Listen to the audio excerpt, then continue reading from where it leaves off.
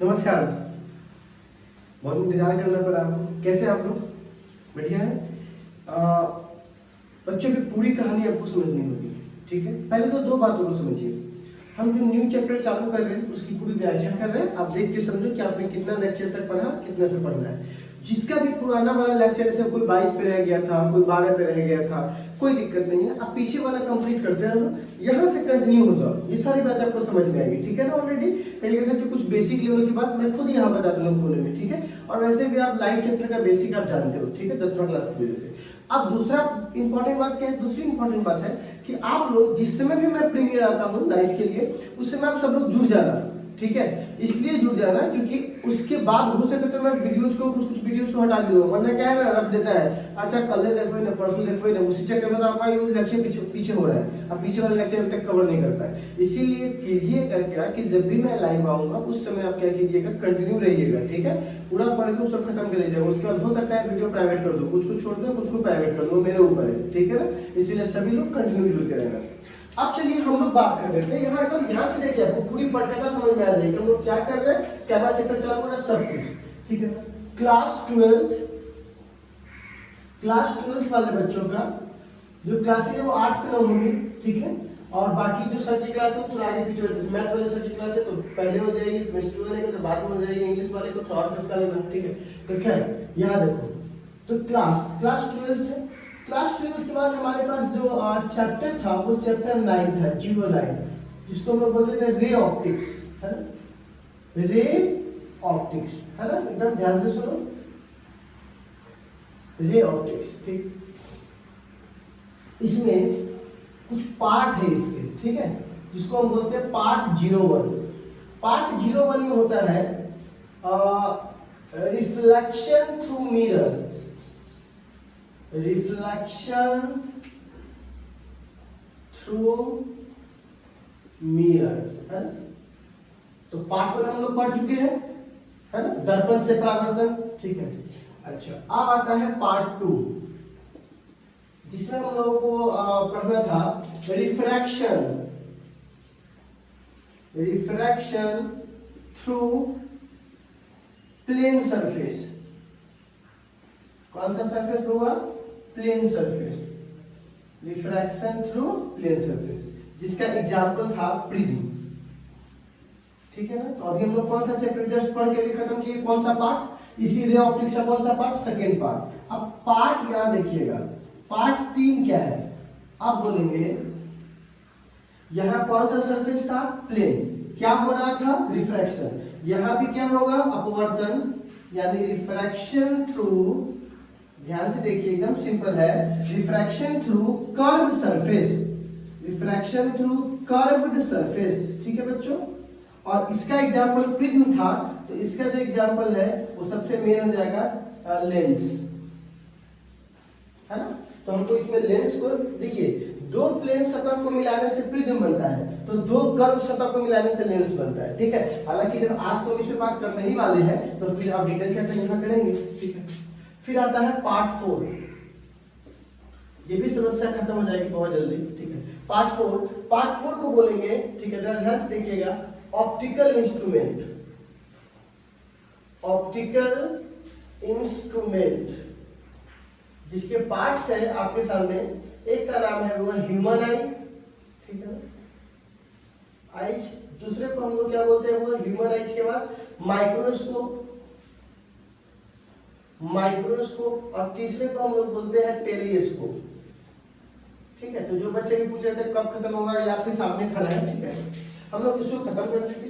ये बहुत छोटा सा टॉपिक है, ठीक है ना। इसको पढ़ाने में मान लीजिए ना कि 5 से 7 क्लास में निकल जाएगा, ठीक है। उसके बाद फिर कौन आ जाएगा? एक दिन ह्यूमन आई, 2 दिन ह्यूमन आई, 2 दिन माइक्रोस्कोप, 2 दिन टेलीस्कोप, ठीक है ना। 6 5 इस तरह से। लेकिन हम चाहते हैं कि इस और इस क्लासेस को 20 तक ले जाए, 15-20 तक। क्यों? इसमें फिर आईआईटी लेवल तक कुछ जाना है। कल तो समझा आपको शाम को कि जब हम बेसिक पढ़े थोड़ा आगे बढ़ के पढ़िए लेंगे एडवांस, तो क्या हो जाएगा, फिर दोबारा हमको नहीं पढ़ना पड़ेगा, ठीक है। तो ये हमारे पास ये 2 चीजें हैं, ठीक है ना। ये 2 चैप्टर हमको खत्म करना है, ये छोटा चैप्टर, ये भी छोटा चैप्टर। एक बार अगर ये चैप्टर खत्म हुआ ना, ठीक है, तो समझिए एक बुक, एक चैप्टर में 4 चैप्टर है, ठीक है। ये एक चैप्टर में, तो समझिए आपने एक चैप्टर नहीं पढ़ा बल्कि 4 चैप्टर पढ़ रहे हो, ठीक है, इतना में 4 निपट गया होता, तो समझ लो जितना में ये रे ऑप्टिक्स खत्म होता है ना उतना में 4 में निकल गया रहता आपका चैप्टर। ठीक है, खैर आपको करना क्या है, कोई आपको भागना है क्या, रुको ना ध्यान से, सर हम करवा लेना, आप खाली पढ़ो। ठीक है, तो हमारे पास क्या हो जाएगा, रिफ्रैक्शन थ्रू कर्व सरफेस। तो हमारा हेडिंग क्या होगा, तभी हम लोग पढ़ने वाले हैं पार्ट 03, ठीक है, जिसका नाम है रिफ्रैक्शन। आप लोग इसे भी नोट कर लीजिएगा क्योंकि आपको पता होना चाहिए ना कि आपको क्या करने वाले हैं। रिफ्रैक्शन थ्रू कर्व्ड सरफेस, या इसी को बोलते हैं लेंस। ठीक है, सबसे ज्यादा ऑब्जेक्टिव आपको देखो वैसे इसी टॉपिक से रहेगा, लेंस बहुत ऑब्जेक्टिव रहता है लेंस से। ठीक है ना, तो खैर ऑब्जेक्टिव तुम लोग सीखेंगे ही, रिफ्रैक्शन थ्रू कर्व्ड सरफेस। ठीक है, अब सवाल आता है कि सर पहले हमको बताइए कि रिफ्रैक्टिव सरफेस क्या होता है, जरा एक मिनट रुक जाइएगा। रिफ्रैक्टिव सरफेस समझ लीजिएगा जरा से, यहाँ पे मैं टर्म समझा रहा हूं, देखो वो जब ये टॉपिक का नाम है, यही टॉपिक पढ़ रहे हैं, रिफ्रैक्टिव सरफेस। इसको हम लोग बोलते हैं ट्रांसपेरेंट सरफेस, या तो रिफ्रैक्टिव सरफेस बोलता है या तो इसको बोलता है ट्रांसपेरेंट सरफेस। आप कहिएगा सर ये ट्रांसपेरेंट सरफेस क्या होता है, रिफ्रैक्टिव सरफेस क्या होता है, मैं बता चुका हूं पहले भी कि जिससे होकर लाइट आर पार चला जाए, क्योंकि जब एक लाइट एक मीडियम से दूसरे मीडियम के पार जाएगा तभी तो आपको रिफ्रैक्शन की घटना दिखाई देगी। तो जब वो पार चला गया मतलब वो रिफ्रैक्ट हुआ होगा, अपने पथ से मुड़ा होगा, तो ऐसे सरफेस को हम लोग क्या बोलते हैं, रिफ्रैक्टिव सरफेस। और जब तक वो सरफेस ट्रांसपेरेंट नहीं होगा, मतलब आर पार दिखने वाला नहीं होगा, तब तक क्या ऐसा होगा नहीं। इसीलिए इसको कौन सा सरफेस बोलते हैं, या तो रिफ्रैक्टिव बोल दो या तो ट्रांसपेरेंट बोल दो। ट्रांसपेरेंट होगा तभी रिफ्रैक्शन होगा, और रिफ्रैक्शन होगा मतलब वो ट्रांसपेरेंट होगा। ठीक है ना, दोनों सब एक ही है। अब सवाल है कि कितने सरफेस है, तो ऐसे 2 सरफेस है, एक को बोलते हैं प्लेन सरफेस जिसका रिफ्रैक्शन पार्ट प्लेन हो, उसे क्या बोलेंगे प्लेन सरफेस। दूसरे को क्या बोलेंगे होगा कर्व्ड सरफेस, मतलब मुड़ा हुआ कर्व्ड सरफेस। ठीक है, तो एक को प्लेन होता है और एक क्या होता है कर्व होता है। ठीक है, क्या होता है बाबू, कर्व होता है। एक प्लेन होता है और एक क्या होता है कर्व होता है। ठीक है, एक बार इसको नोट कर लीजिए तो बाबू,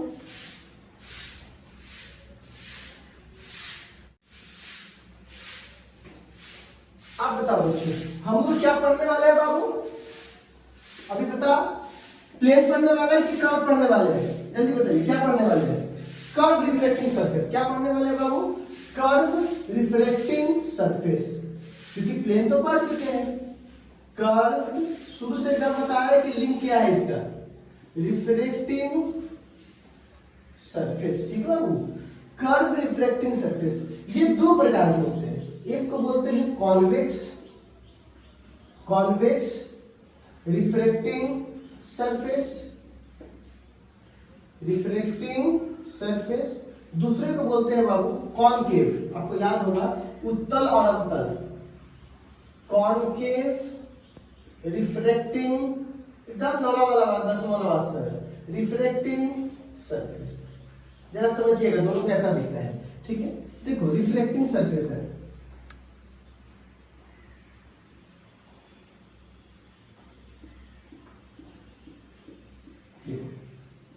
ये कोई पार्ट है,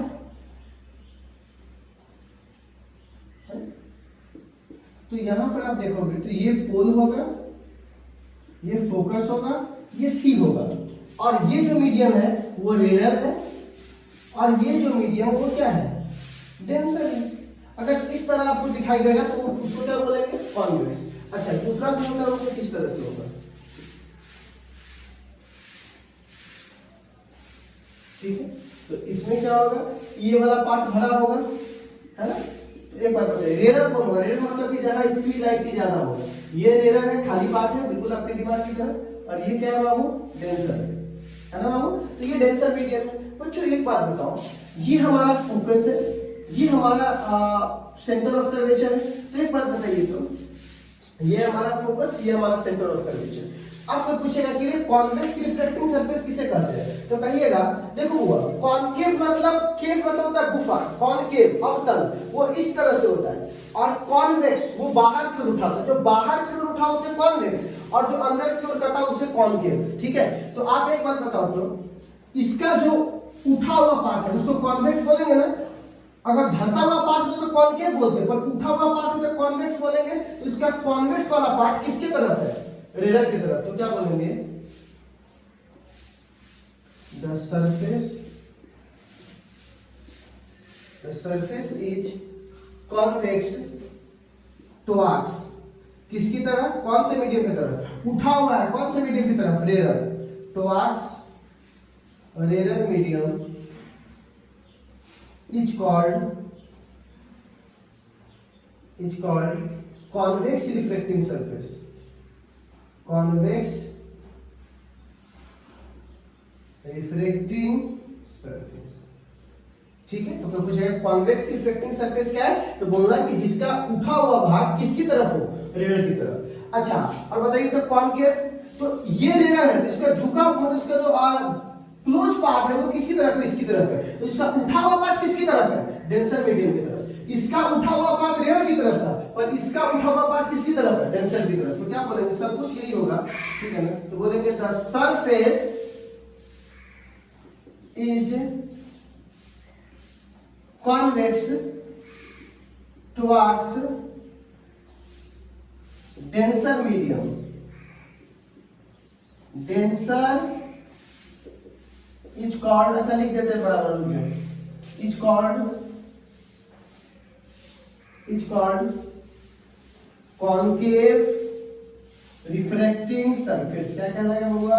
कॉनकेव रिफ्रैक्टिंग सरफेस, ठीक है बच्चों। कॉनकेव रिफ्रैक्टिंग सरफेस, ठीक है। इसको एक बार नोट कीजिए जल्दी से।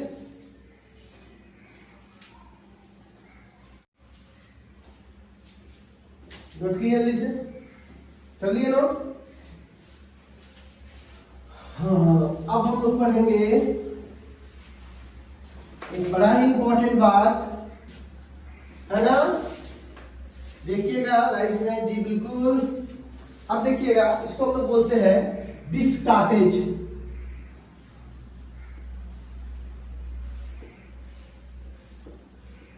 डिस्कार्टेज रिफ्रैक्टिंग फॉर्मूला, ठीक है। ये शब्द ज्यादा इस्तेमाल नहीं होता है, लेकिन जो सीबीएसई वाले लोग हैं उसमें ये इस्तेमाल करता है, तो इसको जरा ध्यान से देखिएगा और थोड़ा स्टैंडर्ड कर रखिए। लेकिन हालांकि नहीं भी अगर रखो तो बिहार में तो कोई दिक्कत नहीं है। देखिए बच्चों, ये हमसे पूछ रहा है डिस्कार्टेड रिफ्रैक्टिंग फॉर्मूला। देखिए क्या होता है, आपको पता है कि अगर कोई प्लेन मिरर है, ठीक है ना, तो क्या होगा कि जितना दूर पे ऑब्जेक्ट रखोगे उतना दूर पर इमेज बनेगा, है ना। लेकिन जब वही चीज कर्व हो जाता है तो ऐसी संभावनाएं नहीं होती है। तो आप यहां से कह सकते हो कि अगर किसी ऑब्जेक्ट को, ठीक है ना, किसी एक मीडियम में डाला गया तो दूसरे मीडियम में उसकी जो इमेज है वो क्या बनेगी? अलग तरीके से बनेगी। उसकी जो दूरी सब कुछ अलग तरीके से बदलेगा। पता है ना आपको कि अगर एक ऑब्जेक्ट को जितना दूरी पर आप इस तरफ रखोगे, क्या उतना ही दूरी पर उस तरफ इमेज बनेगा? वो डिपेंड करता है कि वो सरफेस कैसा है और उसका रिफ्लेक्टिव इंडेक्स क्या है। तो उसी में एक रिलेशन लेकर आना है, किसकी मदद से? डिस्कार्टेड रिफ्लेक्टिंग सरफेस की मदद से। तो क्या बोलेंगे? If object place in one medium, then image form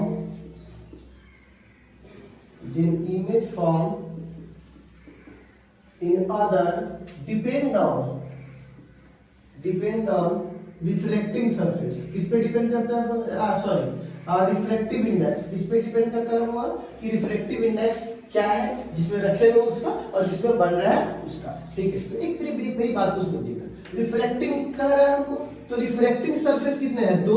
एक को बोलते हैं होगा कॉन्वेक्स, बड़ा ध्यान से समझिएगा ये बात, reflecting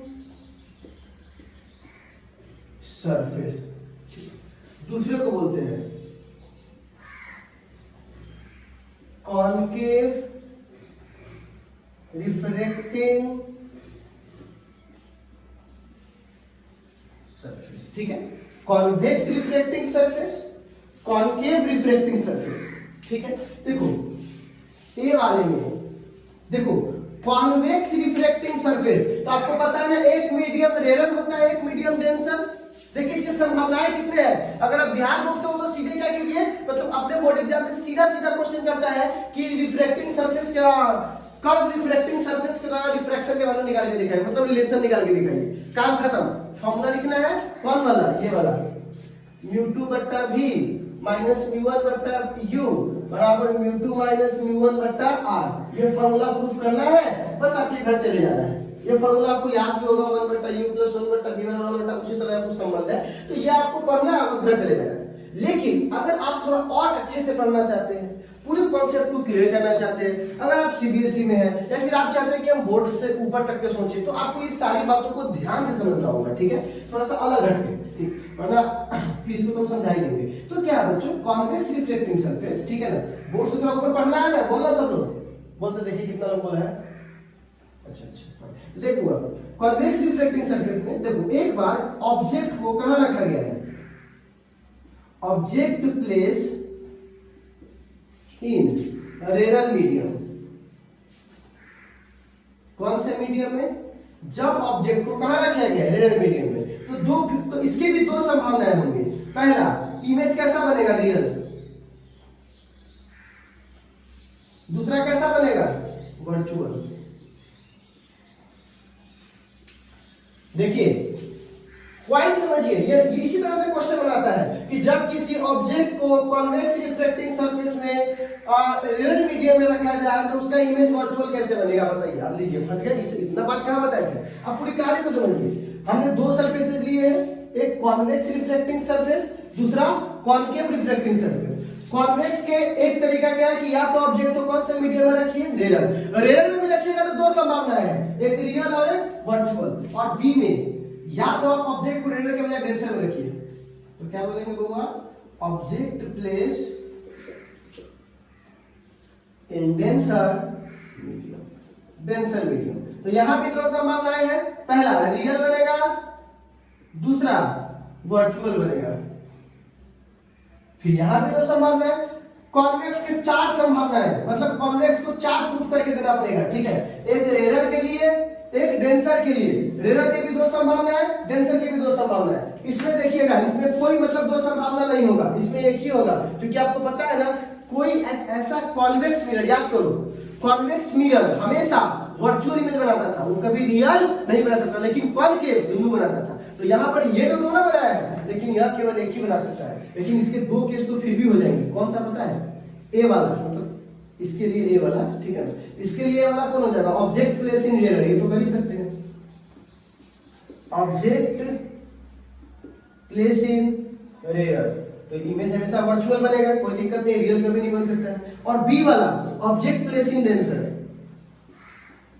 object place in denser, ठीक है बच्चों। तो हमारे पास कुल कितने प्रूफ है इसके, 6, एक मतलब 2, 2 4, 2 6, लेकिन 6 से क्या प्रूफ होगा, यही प्रूफ होगा। तो क्या आप 6 प्रूफ कीजिएगा, बिल्कुल नहीं। पिछले साल ऐसा किए तो मालूम चला कि सर जी कमेंट कर दिया कि रे निकोला छोड़ के भाग गया, इसको रे याद आ गया, हम छोड़ के भागने वाले। हम बच्चों को सशक्त बनाते हैं, कैसे किए पता है, एक हम प्रूफ करते हैं, ठीक है, और आप इसके जब मैकेनिज्म को समझ जाते हैं कि अच्छा ऐसे ऐसे ये होने वाला है, उसके बाद हम आपको हल्का सा खड़ा होकर हिंट्स करेंगे और आप सब खुद से प्रूफ करना चालू कर देंगे, ठीक है ना। इस बहाने क्या होगा, इस पांचों प्रूफ की मदद से ये प्रूफ आपको याद हो जाएगा, ठीक है ना। तो चलिए हम वही करने जा रहे हैं, ठीक। तो सबसे पहले किसको हम नोट डाउन करेंगे कि ऑब्जेक्ट प्लेस इन रेरर मीडियम, कॉन्वेक्स के लिए, और क्या होगा, रियल, ठीक है ना। ये तीन संभावनाएं हैं, पेपर पहले इसको नोट कर लीजिए ताकि हम लोग डिस्कार्टेज फार्मूला को कॉन्वेक्स के लिए प्रूफ करें, रेरर के लिए प्रूफ करें और रियल के लिए प्रूफ करें, ठीक है ना। चलिए इसको नोट कीजिए, तो जल्दी से कर लिए नोट, स्क्रीनशॉट ले लेना, इसमें तो आपको स्पॉटेड, ठीक है, ये लिया स्क्रीनशॉट। हाँ, तो आप जरा से यहाँ पे देखिएगा, तो यहाँ पे बोलेंगे, ठीक है ना। सबसे पहले देखो संभावना है, रिफ्रैक्शन फॉर्मूला, रिफ्रैक्शन थ्रू, सबसे पहला किससे, कॉन्वेक्स रिफ्लेक्टिंग सरफेस, ए वाले में जब ऑब्जेक्ट कहां हो, surface, when object place in, object को कहां रखा गया बुआ? Rare medium. कौन सा मीडियम बाबू? Rare medium. कौन से मीडियम में? रेयर मीडियम में। ये बहुत अच्छा मतलब प्रश्न है, ये 5 मार्क्स पूछा हुआ है, ठीक है। तो बोर्ड एग्जाम्स में भी, सभी में, कोई भी बोर्ड में चले जाओ, object place in rare and image form. Image कैसा बन रहा है? रियल। Image form real. इसका वर्चुअल केस भी है, इसीलिए आप स्टेटमेंट को ध्यान से पढ़िए। बहुत बच्चा कहता है सर ये मेरा स्टेटमेंट ही नहीं बुझाता है। तुम कॉन्सेप्ट से पढ़वे नहीं करता, तुम खाली फार्मूला देख लिया, रट लो, हो गया। ऐसा नहीं करना है, ठीक है ना? हुआ वाला पढ़ाई नहीं करना है, ठीक है। फिजिक्स है, थोड़ा सा शांति से बैठ के पढ़ना है बच्चों, ठीक है। तो अब देखिए सबसे पहले कैसा हुआ? कॉन्वेक्स। तो हम इसका लेट बी कंसीडर्ड आपको लिखवा देंगे, अभी थोड़ा देर में लिखवा देते हैं। तो देखो ये कैसा सरफेस बन गया? Convex reflecting surface. एग्री करता है? बोल रहा हाँ। अब देखो बच्चों, ये हमारा पोल है, ठीक है। ये हमारा क्या है बुआ? फोकस है, और मतलब ये हमारा रेडियस ऑफ कर्वेचर आर है, ठीक है। अब जरा ध्यान से सुनना है, ठीक है, मेरी बात को। हमने एक ऑब्जेक्ट को ओ पॉइंट पर रखा है।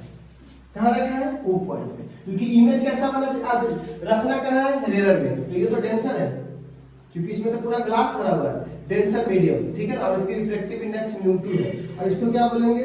रेयर मीडियम, और इसकी रिफ्लेक्टिव इंडेक्स μ1 है। तो बताइए हमको ऑब्जेक्ट को कहां रखना है? ऑब्जेक्ट को रखना है रेयर मीडियम में, तो हमने रख दिया रेयर मीडियम में। आप अगर इस पॉइंट्स को नहीं समझिएगा, बहुत सारा बच्चा कहता है सर ये कैसे रखे? ये बाबू उसका जो धागा जो होता है ना बहुत उलझा हुआ रहता है, उसका मुंह पकड़ो, एक बार पकड़ लिए तो पूरा धागा खुल जाएगा। इसी प्रकार इसका है ना, पूरा एकदम पॉइंट पकड़ो कि क्या बोल रहा है। कॉन्वेक्स रिफ्लेक्टिंग सरफेस लिख दिए। रेयर मीडियम में ऑब्जेक्ट रखना है, रख दिए। रियल बनाना है, बिल्कुल बनाते हैं। देखिए यहां पे गया एक ऑब्जेक्ट, ठीक है, एक लाइट यहां से गया, ठीक है। इस पॉइंट को हम लोग ए पॉइंट बोलते हैं। एक बात बताइए, क्या बिना नॉर्मल खींचे हुए, बिना नॉर्मल लाइन खींचे हुए कभी भी आप लाइन को किधर इधर जाए उधर जाएगा समझ सकते हो? तो नॉर्मल खींचना पड़ेगा। और आपको पता है कि सेंटर ऑफ कर्वेचर से कहां से होगा?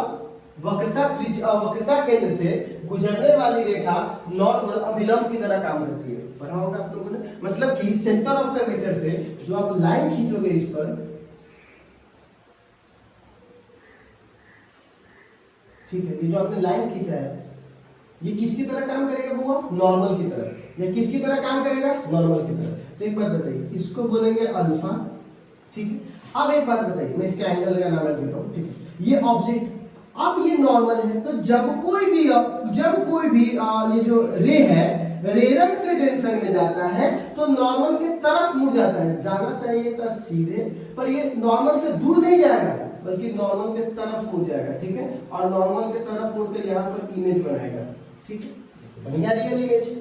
एक बहुत सिंपल सा है, एक लाइट आगे जा रहा है, लेकिन इसको इधर जाए किधर जाएगा? मुड़ने के लिए नॉर्मल चाहिए था, तो सी से जो रेखा गुजरेगा नॉर्मल की तरह काम करेगा। यहाँ गया और अपने मुख्य पथ से नॉर्मल की तरफ मुड़ गया, तो नॉर्मल की तरफ मुड़कर जहां पे प्रतिबिंब मिला उसे क्या बोलते हैं? आई, ठीक है ना। तो एक लाइन ऐसे गया, एक लाइन ऐसे गया, तो यहाँ पर क्या बना दिया? आई बना दिया। किसी को कोई भी दिक्कत नहीं। आप जरा ध्यान दीजिएगा। अब इसको मैं थोड़ा सा, आपको पता है कि इसको अल्फा पहले ही बता चुका हूं, ऑब्जेक्ट वाले को अल्फा, इमेज वाले को बीटा, और अभिलंब वाले को गामा। एंगल मान लिए, ठीक है, अल्फा बीटा गामा। अच्छा, आपका इंसिडेंट रे से नॉर्मल के बीच के एंगल को हम लोग आई बोलते हैं। इंसिडेंट और नॉर्मल के बीच के एंगल को क्या बोलते हैं? आई। और रिफ्लेक्टेड और नॉर्मल के बीच के एंगल को क्या बोलते हैं? आर। तो ये हो गया आपका आई, ये हो गया आर। फिर से समझिएगा, ये जो लाइट जा रहा है नॉर्मल से इंसिडेंट के बीच के एंगल को आपतन कोण, और अपवर्तन से लेकर नॉर्मल तक के बीच के कोण को, ठीक है ना, अपवर्तन कोण। अब फ्रॉम स्नेल्स लॉ हम इसका लैंग्वेज लिखवा देते हैं, ठीक है ना। फ्रॉम स्नेल्स लॉ, ठीक है ना। तो स्नेल्स लॉ क्या कहता है बुआ? साइन आई बट्टा साइन आर बराबर μ2 बट्टा μ1। साइन आई साइन आर μ2 में जा रहा है, किससे? μ1 से। कोई दिक्कत नहीं? नहीं। आपको पता है ना ये सारा घटना स्मॉल के लिए होता है, ठीक है ना, क्योंकि ये ऑब्जेक्ट बहुत दूर रखा हुआ है, तो जब बहुत दूर कोई ऑब्जेक्ट रखिएगा तो उसकी जो ये क्या हो जाएगा, कम हो जाएगा। तो क्या होगा कि जो एंगल है वो वेरी वेरी स्मॉल होगा। इस समय आपको बड़ा दिख रहा है और होता बहुत स्मॉल है। हम हमेशा कह रहे हैं कि पूरा ऑप्टिक्स से हमको स्मॉल एंगल के लिए पढ़ना है, ठीक है सर। अगर लार्ज होगा तब तो चलिए वो तो है नहीं आपकी किताब में, लेकिन आप कहते हैं तो हम तो आपको लास्ट में पढ़ा देंगे। जब ये 6 खत्म कर लेंगे तो लास्ट में पढ़ा देंगे, भरोसा रखिएगा, ठीक है। तो क्या बोलेंगे बुआ कि इफ एंगल इज स्मॉल, भरोसा है ना बाबू? हाँ, खत्म तो हम लोग सब साथ ही करेंगे, लास्ट में सब साथ ही हो जाते हैं, ठीक है ना। हाँ, लेकिन ये थोड़ा यही है कि थोड़ा लेट से खत्म करते हैं लेकिन पढ़ाते पूरा है, ठीक है। इफ एंगल इज जल्दी जल्दी वाला काम है, ठीक है। If angle is small, exam में सबको साथ में देना है कि वो पहले ये पहुंचे क्या करेगा, लेकिन हम लोग जब पहुंचेंगे तो पूरा पावर के साथ। इफ एंगल इज स्मॉल, तो यहाँ पे क्या लिखेंगे, एंगल स्मॉल होता है तो साइन तो लिख सकते हैं, साइन थीटा अप्रोक्सीमेट थीटा के बराबर। तो यहाँ पे साइन आई को सीधे सीधे आई लिख देते हैं, क्योंकि साइन थीटा को सीधे सीधे थीटा लिखते हैं, तो साइन आई को सीधे सीधे आई नहीं लिख सकते हैं क्या। और यहाँ पर क्या हो जाएगा, आर बराबर क्या हो जाएगा, μ2 बट्टा μ1। तो बताइए तो यहाँ क्या हो जाएगा, μ1 गुने आई बराबर μ2 गुने आर। इसको समीकरण पहला मान लेंगे तो आपको कोई दिक्कत है, बोल ना। हाँ अच्छा, तो देखो ये हमने मान लिया। अब आई और आर को हटाना है, ठीक है। तो किसको लेकर आना है, अल्फा बीटा गामा। क्यों लाना चाहते हैं, सबसे पहला सवाल, सर जी आप स्नेल के नियम क्यों लगाते हैं भाई? रिफ्रैक्शन बोल रहा है, तो रिफ्रैक्शन के सबसे अच्छा एक तो फॉर्मूला है स्नेल्स लॉ, इसलिए ये लगा दिए। अच्छा, आप इसके बाद कौन सा स्टेप करेंगे ये हम कैसे समझेंगे, आप ऐसे समझिए कि आपका जो मेन मकसद है वो क्या लाना है। यहां से लेकर यहां तक की दूरी को u बोलते हैं, यहां से लेकर यहां तक की दूरी को r बोलते हैं, और यहां से लेकर यहां तक की दूरी को v बोलते हैं। इमेज की दूरी v, सेंटर ऑफ कर्वेचर से पोल तक की दूरी रेडियस ऑफ कर्वेचर r, और यहां से इसकी दूरी u। तो आपको I और R से कन्वर्ट करना है अपने आप को बेस में। किसमें कन्वर्ट करना है, बेस में। और बेस का तीनों एंगल कौन है, अल्फा गामा बीटा। तो हमको अपना इस I और R को किस रूप में बदल लेना चाहिए, अल्फा गामा और बीटा के रूप में। इससे फायदा क्या मिलेगा, इससे फायदा मिलेगा कि हमारा पूरा इंटेंशन कहां आ जाएगा, हमारे बेस पर, ठीक है। तो क्या है, अब हम लोग करना क्या चाहिए, तो बताइए तो।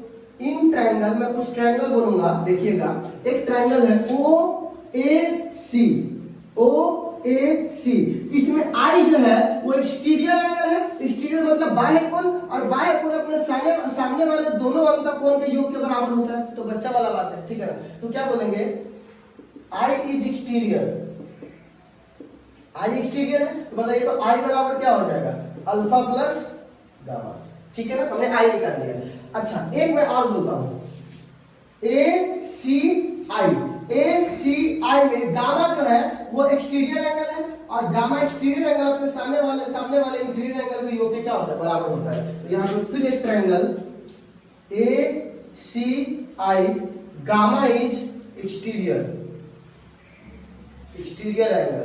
कौन सा एंगल है बाबा, एक्सटीरियर एंगल। तो बताइए तो गामा बराबर क्या हो जाएगा, R प्लस बीटा। तो हम यहाँ I का मान निकाल रहे हैं यहाँ रखने के लिए, तो यहाँ R का मान निकालना है, लेकिन निकल गया गामा का मान, तो कोई बात नहीं है, R बराबर गामा और बीटा को उधर भेज देंगे माइनस बीटा। अब I और R के मान को यहाँ रख दें ताकि I और R रिप्लेस हो जाए किसमें, अल्फा बीटा और गामा में। तो क्या बोलेंगे, क्योंकि ये पता है ना, क्योंकि हमको I और R को कन्वर्ट करना है इसके बेस वाले में। तो क्या बोलेंगे यहाँ पर कि द वैल्यू ऑफ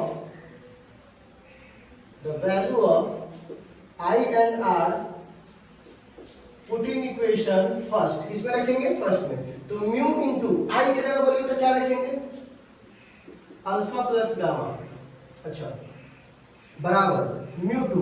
R की जगह क्या रखेंगे, गामा माइनस बीटा, ठीक है। तो देखिए हुआ μ1 into alpha plus μ1 into gamma, आपको मिरर फॉर्मूला भी याद आ रहा होगा, μ2 into gamma minus μ2 into beta, है ना।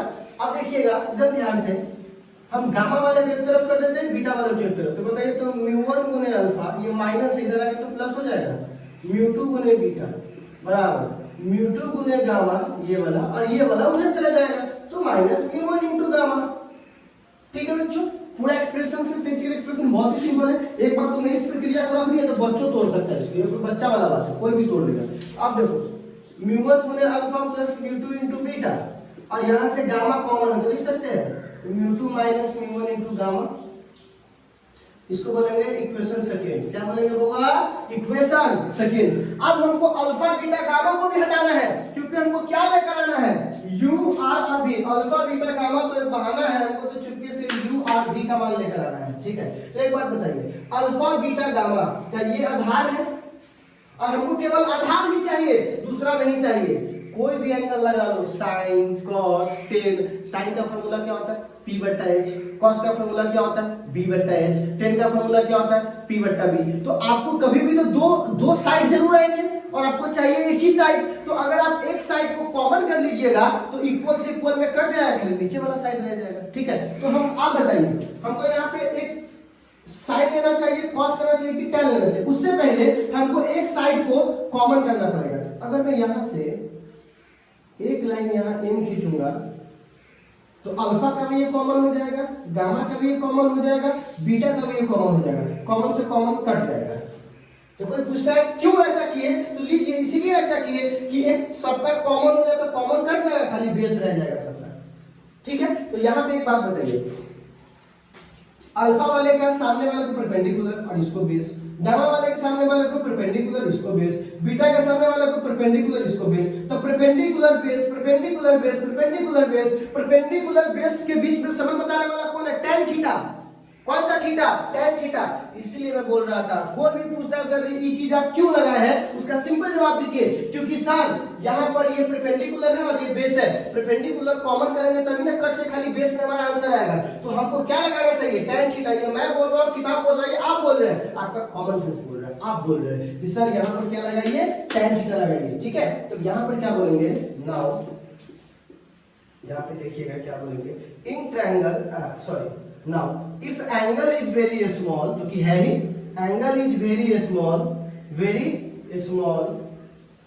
Alpha beta and gamma replace to tan theta. अगर एंगल बहुत छोटा होता है तो हम अल्फा बीटा गामा को किस में कन्वर्ट कर सकते हैं? tan में। किस में कन्वर्ट कर सकते हैं? tan में। ठीक है ना, क्योंकि sin थीटा थीटा के बराबर, तो थीटा tan थीटा के बराबर, सब इक्वल होता है। ठीक है, तो अब यहाँ पर हमको रिप्लेस करना है किसके रूप में होगा? tan थीटा के रूप में। ठीक है, तो क्या मैं इसको मिटा दूं? इधर वाले को मिटा देता हूँ। tan थीटा के रूप में हमको रिप्लेस करना है। ठीक, तो चलो मैं करके दिखाता हूँ। तो आप एक बात बताइए, अल्फा बराबर क्या होगा बउआ? tan alpha approximate. ठीक है, तो आप एक ट्रायंगल लिखिएगा, इन ट्रायंगल, ऐसे लिखते हैं, इन ट्रायंगल में ट्रायंगल का नाम बताओ, OAM, अल्फा बराबर, ठीक है, अल्फा बराबर tan अल्फा, और tan अल्फा का मान कितना होगा? लंब बटा आधार। लंब कौन है? tan alpha. OAM में अल्फा बराबर tan, तो क्या बोलेंगे? AM। आधार क्या है? OM। आधार क्या है? OM। ठीक है, एक बात और आप जरा आपको समझने वाला है। ठीक है ना, मैं थोड़ा देर के बाद समझाऊंगा। इन ट्रायंगल, अब मैं बात करता हूं बीटा का, तो बीटा के लिए कौन सा ट्रायंगल चुनेंगे हुआ? बीटा ये है ना, तो बीटा के लिए AMI है ना, तो क्या बोलेंगे? AIM। ठीक है ना, AIM, तो बीटा बराबर, तो बताओ tan बीटा, तो tan बीटा बराबर लंब कौन है? AM। आधार कौन है?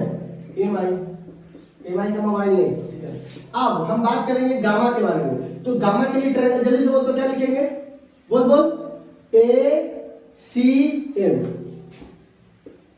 ACM। तो बताइए तो हुआ tan गामा बराबर क्या लिखेंगे? AM बटा AC। ठीक है ना, अब एक बात बताइए, आप देख रहे हो कि P और M एक दूसरे के बहुत करीब है। P और M एक दूसरे के क्या है? बहुत करीब है। तो यहां पर आप कह सकते हो वेयर P इज, यहां पे लिख देते हैं, ठीक है, where M is very close to P। M किसके वेरी क्लोज है? P से। तो इसको लिख सकते हैं ऐसा, M को M रहने दीजिए, क्योंकि वो तो वैसे ही कटने वाला, तो कटने वाले की क्या हम चेंज करेंगे। लेकिन O, M की जगह P लिख सकते हैं, तो OP। AM को M रहने दीजिए, कटने वाला है वैसे, तो क्या चेंज करें M में? अच्छा, M को P लिख सकते हैं, जहां जहां भी M है उसको कन्वर्ट कर दीजिए P में, क्योंकि ये एंगल बहुत छोटा है, दूरी बहुत कम है, तो M लगभग किससे सटा हुआ है? P से। तो जहां जहां भी M उसको कन्वर्ट कर देंगे P से। ऊपर वाला तो इसलिए नीचे को तो वैसे ही कटने वाला है, तो क्या करेंगे सर? तो M और बट्टा M की किससे कन्वर्ट कर देंगे? तो PC। ठीक है। अब इस तीनों मान को समीकरण सेकेंड में रखते हैं, ठीक है ना। तो क्या बोलेंगे, नाउ द वैल्यू ऑफ, एक से दो बार पता है भारी लग रहा है, 3 बार बनाएंगे 6 बार यही काम करना है, आपको याद हो जाएगा, ठीक है ना। नाउ खाली थोड़ा भरोसा रखो, now the value of alpha beta gamma put in equation second, ठीक है। इक्वेशन सेकेंड क्या था, म्यू2 बट्टा म्यू1 बट्टा यू प्लस म्यू1 इंटू यहाँ पे था mu one into alpha plus mu two into beta बराबर mu two minus mu one into gamma. ये क्या था, फॉर्मूला सेकेंड था, है ना, समीकरण सेकेंड था, ठीक है। अब इस पे मान रखना है, तो जरा बताओ सब हुआ, म्यू1 इंटू अल्फा का मान am बट्टा ओपी प्लस बीटा का मान जल्दी बोल दो, am बट्टा पी आई, म्यू2 इंटू म्यू1, गामा का मान बोल दो, गामा का मान होगा am बट्टा पी सी, एम से एम कट जाएगा पूरा, ठीक है ना, कॉमन लेकर, यानी कि 3 को से 2 कैसे काटे, ऐसा नहीं है, ठीक है ना, कॉमन लेकर काटते हैं, ठीक है। अच्छा, तो यहां से क्या हो जाएगा बउआ, म्यू1 बट्टा ओपी प्लस म्यू2 बट्टा पी आई, हो गया खत्म, बराबर म्यू2 बट्टा म्यू1 बट्टा पीसी, ठीक है। अब हम आपसे पूछेंगे साइन कन्वेंशन, याद है मेरा साइन कन्वेंशन, एकदम इजी। साइन कन्वेंशन आपको पता है ना, अगर आप लाइट की दिशा में बढ़ोगे तो पॉजिटिव, उल्टा आओगे तो नेगेटिव, एकदम सिंपल सा फॉर्मेट है। तो बताओ, तो ओपी, तो आपको पोल से सारा दूरी कहां से नापाता है, पोल से, ध्रुव से, ये 10वें क्लास में पढ़ोगे आप लोग, ये नहीं कि मैं पढ़ा रहा हूं, ठीक है। तो सारा दूरी कहां से नापते हैं, ध्रुव से। तो ध्रुव से जब तुम ऑब्जेक्ट की तरफ बढ़ रहे हो तो तुम निगेटिव में जा रहे हो, क्योंकि लाइट किधर आ रहा है, इधर, तुम किधर जा रहे हो, उधर। तो पोल से ऑब्जेक्ट तक की दूरी को हम लोग बोलते हैं प्लस यू की माइनस यू, क्योंकि उसको बोलते हैं ऑब्जेक्ट डिस्टेंस। कौन सा डिस्टेंस, ऑब्जेक्ट डिस्टेंस। अच्छा, पी आई बोलते प्लस की माइनस, प्लस की माइनस, प्लस क्यों, क्योंकि देखो पी से तुमको राइट जाना है, और राइट जब तुम जा रहे हो तो लाइट भी किधर जा रहा है, राइट की ओर, तो तुम भी जा रहे हो उधर और लाइट भी जा रहा है उधर। और जिधर तुम लाइट की दिशा में बढ़ोगे तो क्या लिखाएगा, पॉजिटिव, और उल्टा बढ़ोगे तो नेगेटिव। तो ये तो पॉजिटिव हो जाएगा ना, क्योंकि तुम उसके दिशा में बढ़ रहे हो, भी के लिए तुमको इधर आना पड़ेगा। अच्छा, इसको बोलते हैं इमेज डिस्टेंस, इमेज डिस्टेंस। अच्छा, उसके बाद आता है पीसी।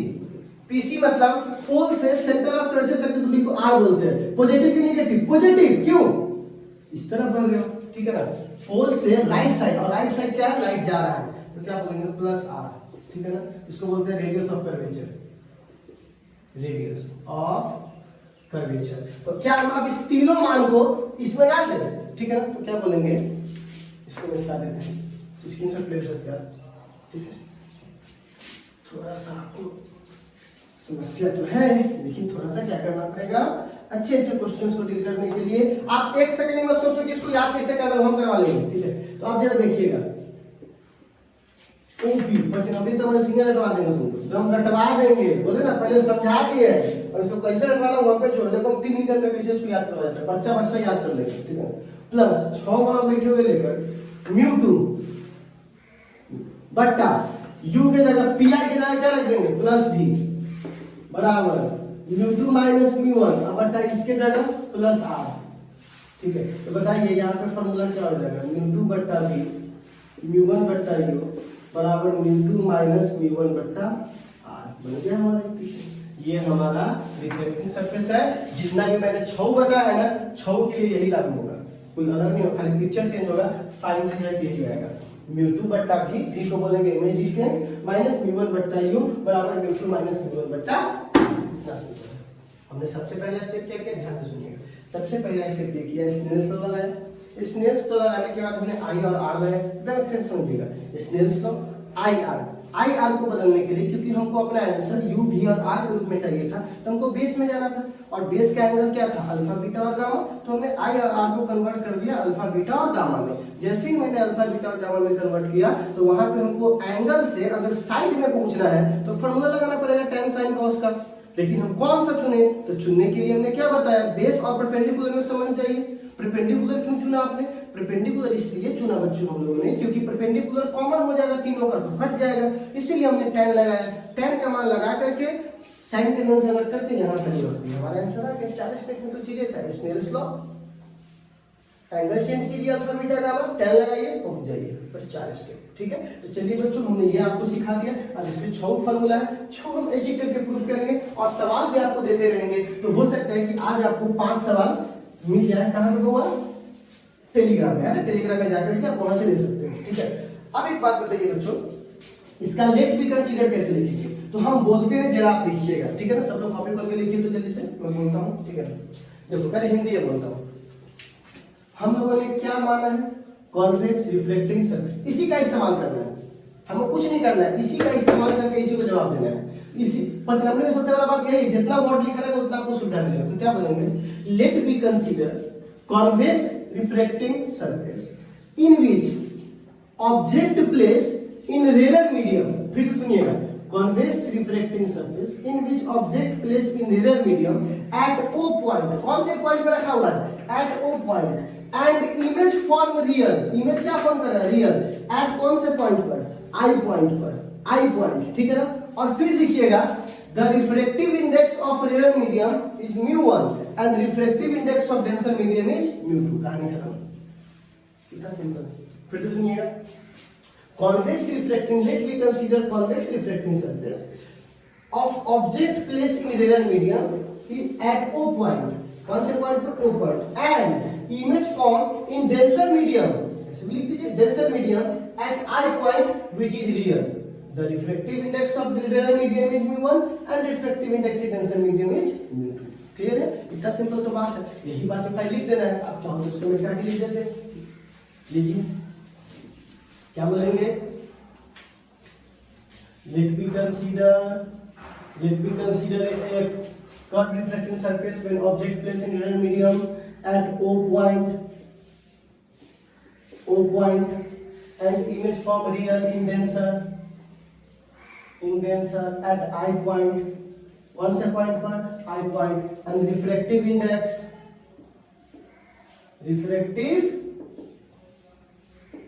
index is μ1 and μ2। ठीक है बच्चों, तो हम आज के लिए बस इतना ही। फिर हम लोग मिलते हैं, आज इस पे शानदार तरीके से प्रैक्टिस कीजिए और कल हम इसका टेस्ट लेंगे। कैसे? तो जब हम कल आएंगे तो हम सिर्फ हल्का सा हिंट देंगे और पूरा प्रूफ आपको करना है। ठीक है ना बाबा? तो चलिए आज के लिए बस इतना, फिर मिलते हैं कल। ठीक है, तो इसको आप